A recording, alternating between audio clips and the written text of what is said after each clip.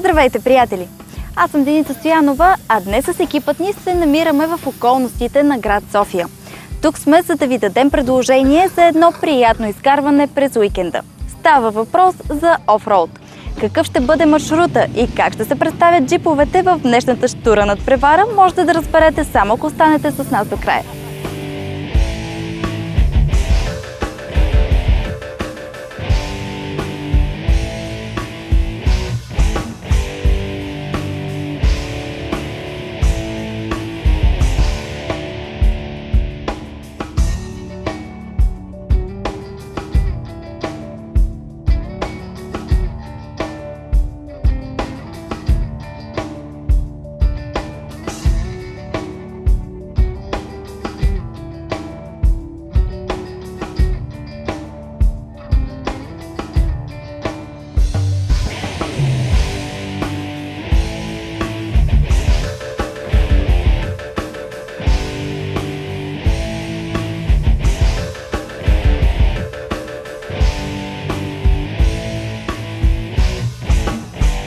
Всеки от участниците в днешния офроуд преход подготвя своя джип малко преди старта.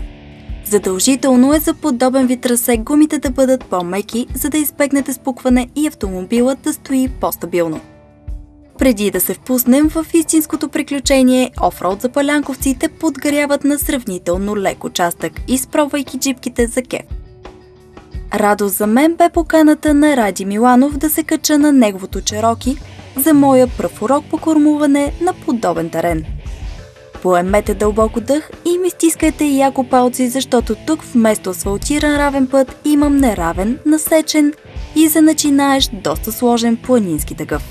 А моята скъпа шосейка бе заменена от това газещо чудовище. След кратка теория разбрах едно. Затваряш очите, стискаш здраво волана и залепеш гъста до ламарина.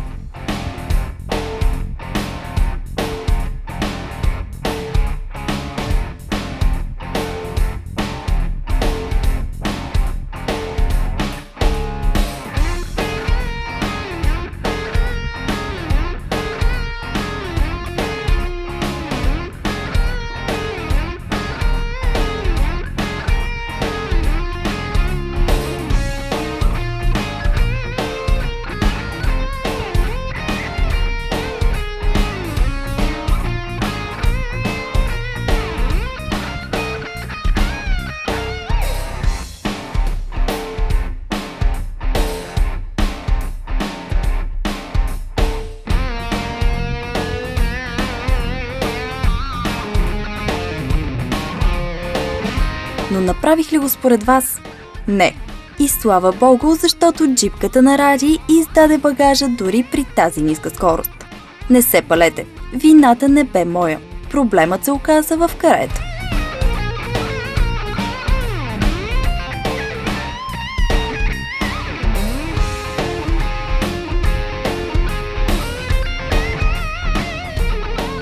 Явно офроуд редиците днес остават с един джип Чероки по-малко.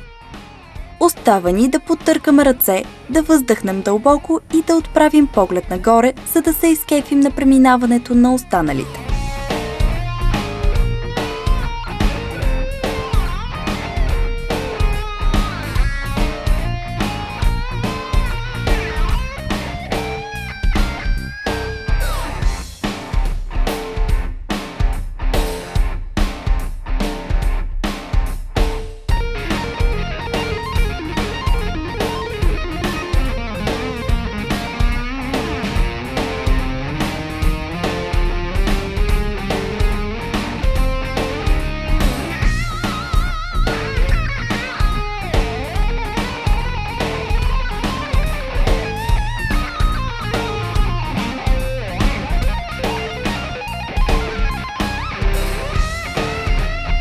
Време е да продължим нашата разходка, навлизайки навътре в гората.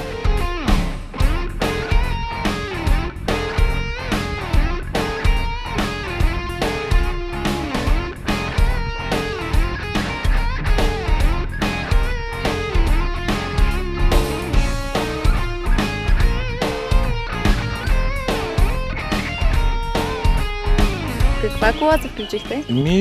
Аз карам една Toyota Hilux Surf, която за сега не ме е оставила. Много корава джипка. Ровим се, влизаме в кълта и така. Кажи ни малко повече за техническата част. Техническата част на джипката? Да. Какво? Това, както аз обичам да го наричам, е Land Cruiser за бедняци. Така съм си го кръстил. В смисъл, че на габарити прилича на Land Cruiser, има някои неща, които му липсват, но така корава, здрава машина, върви навсякъде, малко дълго, неподходящо за някои къси така ръбове и така нататък и за някои локви, но за сега излизам от всякъде. Понякога с помощ на приятел. От колко време сте собственик на този автомобил? Това го имам от година и половина-две някъде. Правил съм някои подобрения, малко окачване, изхвърлил съм доста пластмаси и брони, които ми пречат. А само за офроуд ли се използва? Честно казано, не само за офроуд, карам си го и на други места, но така основната идея е за офроуд. Затова си го и купих. Как офроудът се превърна във ваше хоби? Аз много отдавна, още от ученик, бих казал, имам мечта за това и най-накрая успях да се осъществя. Много съм щастлив. И така от време на време с колегите ходим, понякога ходя сам по 1-2 седмици с планини като Родопите и така. Най-трудната част на офроуда, не на днешния терен или на който и да е, най-трудната част е да прецениш къде свършва интересното и започва глупостта. Така обичам аз да се изразявам. Не бих казал, че има сложно или лесно, смисъл човек като преценя мисли, би могъл да мине от всякъде. Трябва ли да си подготвен за офроудът? Може ли един човек да се качи за първ път на джип и да мине трасето, което вие минахте днес? Не бих казал в никакъв случай. За колко време можеш да се научиш?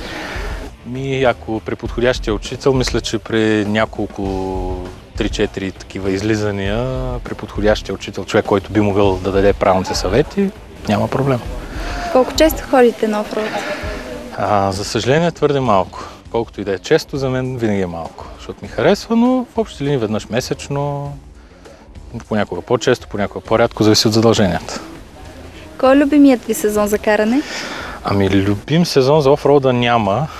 В общи линии най-хубаво е на пролет, когато всичко е най-мокро, кълта е най-много и терените са по-интересни. Лятото е най-скучният, защото всичко е сухо, прашно и освен да джипа да е пълен с прах, друго няма. Тоест адреналина е на макс, когато има локви и затъване? Разбира се, да. Също така много интересно и зимата, или на пролет, или есен, когато има малко сняг, отдолу интересна локва. Това са доста интересни моменти, когато не знаеш какво има отпред.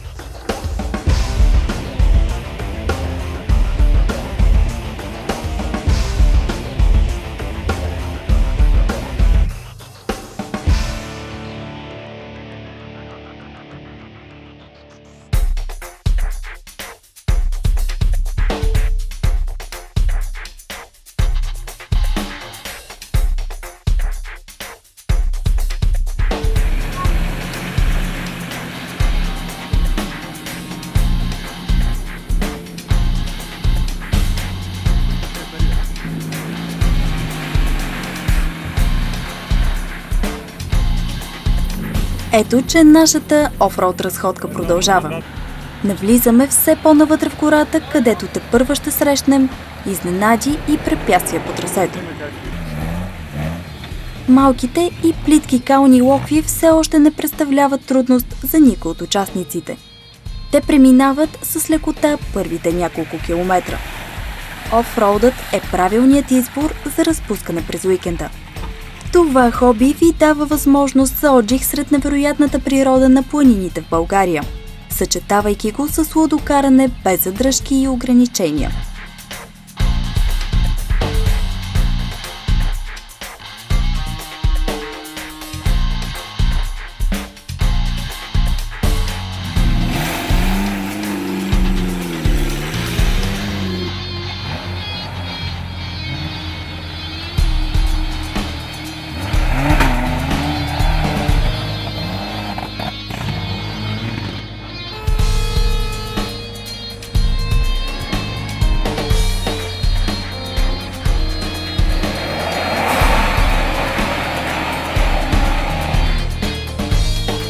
Ради, че си инициатора на днешното мероприятие, разкажи ни малко повече как се роди идеята за този преход днес. Значи ние много често се събираме, нашата Jeep София се казва групата във Facebook. Много често се събираме и минаваме по този маршрут. Зимата, тук ти видя днеска колко беше трудно и свинщина. Зимата е по 10 всичко. Принципно, ако са ни здрави джиповете, почти всяка вечер идваме да се каляме. Идеята специално за тази сбирка се зароди, знаеш, с тебе на американското шоу. Този маршрут е, смея да твърда, един от най-трудните и кални в България. Другото хубаво е, че е близо до нас и не трябва да пътуваме, и когато джипа е много подготвен за офроуд, хич не е за пътуване по пътищата, и затова хем е близо до нас, хем е доста офроуд, хард офроуд. В същото време, както виждате, има тук параклището, има условия за скара бира. Кажи ни малко повече за маршрута, през кои местности минахме и колко километра бе той? Като километри не е много, мисля, че не е повече от 10 км. Местностите тръгнахме, в смисъл там Западния парк не е интересно, значи Суходол. Тръгнахме, нагоре пътя е до Бонсови поляни и тук малко под нас е Мало Бучино. Може би 8 км някъде маршрута, но сама видя, че колко часа се каляхме в дупките. Видяхме, че твоя джип изостана още в самото начало. Какво се случи с него? Вчера сменявах каре, което не купих каквото трябва точно. Обърках малко размера, сложих по-голямо и шансът да се чупи беше огромен. И както видя, се щупи на второто препятствие. Нищо, ще го оправим. А как се запали по това хоби? Не знам точно. Винаги съм обичал, имам и АТВ карам, винаги съм обичал някакви такива предизвикателства с много кал и чупене на коли, АТВ-та и мотори и така нататък. Видяхме те на събора на американските автомобили, сега те виждаме на офроуд. Какво друго могат да очакват нашите зрители от теб? Лодки съм запален. На 27-ми имам изпит за капитан и надявам се да оправим тази седмица лодката и ще поканим да снимате с лодки. Имам една моторница 6 метра и половина някъде. И това е другото хоби. Аз лесно се паля по каквото и да е. А от колко време практикуваш карането на джипове в такива условия? Толкова голями свинщини някъде от около 2 години, когато купих този джип Cherokee. Иначе отпреди това имам Toyota, но не ми е жал все още да я чупа. В смисъл, ходил съм и с нея на офроуд, но чак на такъв не. И ми е жал и затова купихме Cherokee-то. И с него се ходи на хард офроуд около 2 години. Сега искам да взема Wrangler, търся в момента, и да го направя още по-добър. Кой е най-добрият джип? Значи на практика това, което виждам в горите, Wrangler е най-доброто. Говориме Wrangler с поне 4000 кубиков двигател или някакъв там вече преправен, примерно с още по-голям, но 4000 кубиков Wrangler дори в стоков вид е най-доброто. Това, което съм виждал с очите си, защото има голями спорове кой е най-добрият джип. На практика това, дето съм виждал, е Wrangler. Добре, ти като инициатор на днешното събитие, кажи ни малко повече и за вашата група. Нашата група се различава от повечето офроуд клубове и групи по това, че няма никакъв елемент на състезание между нас. Изцяло на приятелска основа. Няма никакво съревнование между отделните участници. Кой колкото може да даде от себе си и каквито възможности има му е колата. Всеки е добре дошъл и всеки, както видя, помага на другия без никакви уговорки. В смисъл, в нашата група има джипове от 2000 до около 150 000 лева. Всички сме заедно и няма никакъв елемент на състезание, на конкуренция и така нататък, което лично на мен не ми харесва по другите офроуд състезания и екскурзии. Коя година е създадена групата? Преди около година, може би, трябва да проверя в Фейсбук. Но повечето сме си приятели от преди това. Аз просто я създадох групата по-скоро, за да ни е удобно за комуникация между нас. Колко хора членуват в нея? И някъде мисля, че активните членове, които пишат смисъл и влизат и четат, са може би около 60 човека. Тези, които се събираме, около 20 до 30 човека, около 10 джипа ходиме на офроуд, с по 2-3, 20-30 до 40 човека може да се събереме най-много. офроуд. Иначе съм мисля, че около 200 членове има, но не всички имат джип или са активни. Да. И за финал на нашия разговор, кажи ни кой е най-добрият сезон според теб за офроуд? Значи зимата, примерно, като почнат дъждовете, е много хубаво, защото наистина стават много трудни нещата. Това, дето видя, е леко спрямо зимата. Лятото е по-приятно, определено. Може би, ако беше валял вчера, примерно, един проливен дъжд, щеше да е абсолютно перфектно. Защото зимата все пак си е мръзнене и има го момент, ако се щупи много сериозно джипа, има го елемента, че може да си ходиш, примерно, без него и да идваш, като се стопи снега, да го оставиш в гората. Всеки е добре дошъл, значи има много пъти, като четат хората, дори да няма джип, просто идват с нас, винаги се намира някое место и така. Да.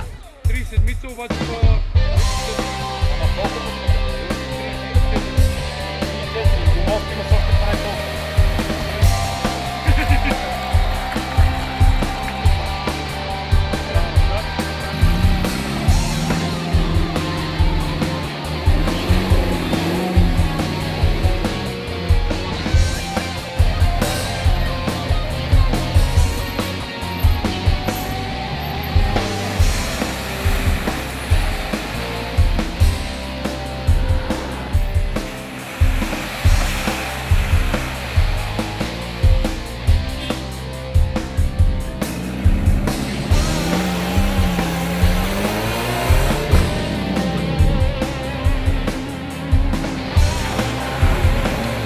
Маршрутът, който групата избра за днес, е с дължина 8-10 км.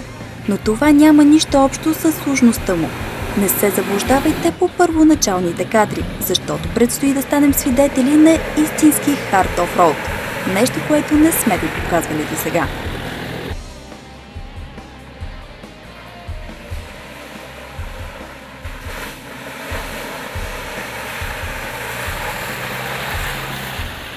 Емоцията, която бихте изживели с момчетата от Джип София, е неповторима. Тук не говорим за състезание, нито за слава, а за среща с приятели, много као, големи дупки, яки джипове и щури шофьори.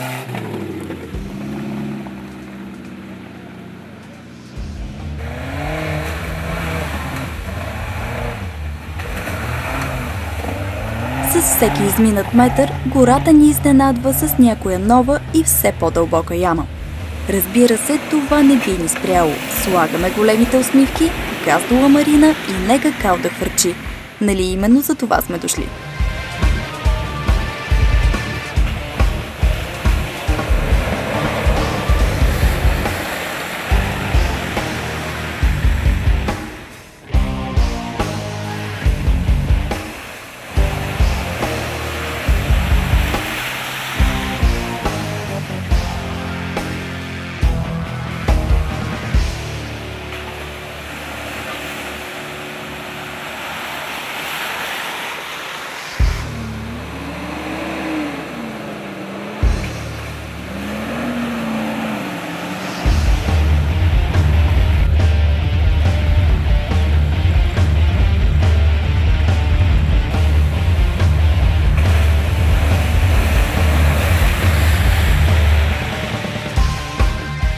Казвам се Тони, това ми е джипката, Chevrolet Blazer. По наши стандарти се води голяма джипка, по американски стандарти се води градско женско комби високо проходимо. 4300 кубика, 6 цилиндъра, V-образен, около 170 конски сили. Аз го ползвам за леки разходки и да си тегля караваната с него. Защо се спряхте точно на тази марка? Това ми е втория джип от тази марка и модел. Първия го взех на шега, просто ми хареса.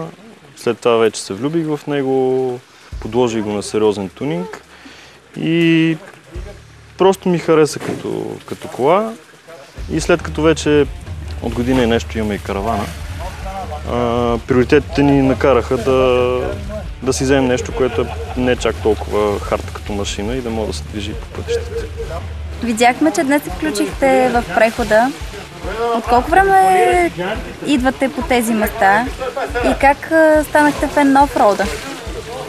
Ами по тези места като цяло аз съм от София, идвам откакто съм се запалил, това са може би повече от 6 години. Аз се запалих, може би както повечето хора се запалят от нещо съвсем инцидентно, поканихме на една разходка в Троян, офроуд разходка. И след тази разходка вече бях толкова запален, че не можах да спа, докато не се обзаведа с първия джип. Какво ви носи като емоция този преход? Ами бягство от градската среда, спокойствие, малко адреналин. Това е. Коя част от маршрута ви се стори най-трудна? Може би участъка с дълбоките локви, които за мое съжаление не можах да вляза активно в тях, понеже джипа ми не е подготвен за такива екстреми, но това беше най-интересната част. Казвате, не е подготвен. Какво трябва да има един джип, за да преодолее тези дълбоки локви? Първо трябва да има достатъчно добри гуми за кал. И там нататък окачване, естествено е необходимо да има и сила. И това е. Общо взето подготовката се изразява в това, купуваш си гуми, почват да опират в джипа, вдигаш джипа, умаляват ти гумите, купуваш нови гуми, след това пак почваш да дигаш и така, един постоянен процес.